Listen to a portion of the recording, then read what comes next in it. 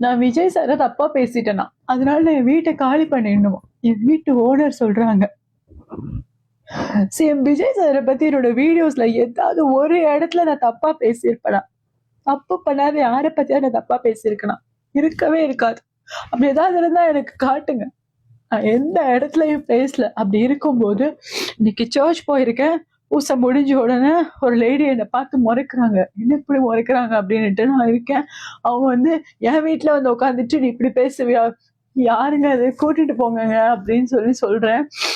அவங்க வந்து இன்னும் பேசுறாங்க. அவ்வளவு கட்டுன்னு கோவம் வந்து, நீ யாரு பே, நீ எப்படி பே அண்ணன் அப்படி பேசலாம், நீ விஜய் அண்ணன் எப்படி அப்படி பேசலாம், அப்படி இப்படி போபே அப்படி இப்படி என்னென்னமோ பேசுறாங்க. அப்படி ஒரு அவ்வளோ பூசை முடிய கூட இல்ல, சாமி பாட்டு பாடிட்டே இருக்காங்க. அவங்க அப்படி பேசிட்டு இருக்காங்க. எனக்கு ஆல்ரெடி நான் வெளியே ஒரு ஒரு ஒரு ஒரு கேப் புக் பண்ணி போனா கூட ஐயோ வர்றது டிவிக்கு ஆட்களா இருப்பாங்களோ ஏதாவது, ஏன்னா என்ன எல்லாம் அப்படி தப்பு தப்பா புரிஞ்சு வச்சு எனக்கு கமெண்ட் அவ்வளோ வரும். அவ்வளோ தப்பு தப்பான கமெண்ட்.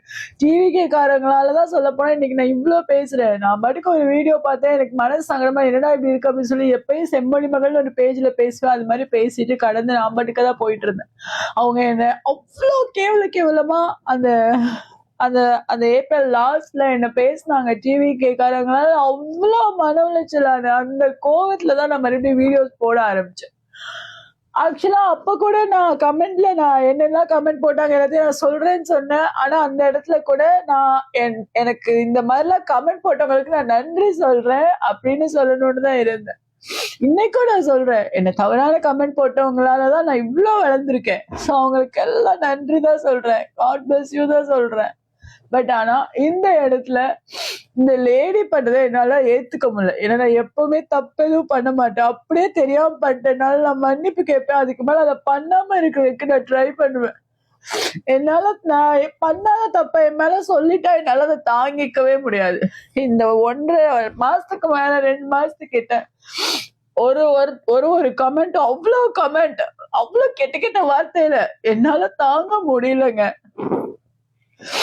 இன்னைக்கு இவங்க சொன்னதை என்னால சுத்தமா தாங்க முடியல. என்னால வேலை பார்க்க முடியல, வீடியோ போட முடியல, தூங்க முடியல, எதுவுமே பண்ண முடியலங்க.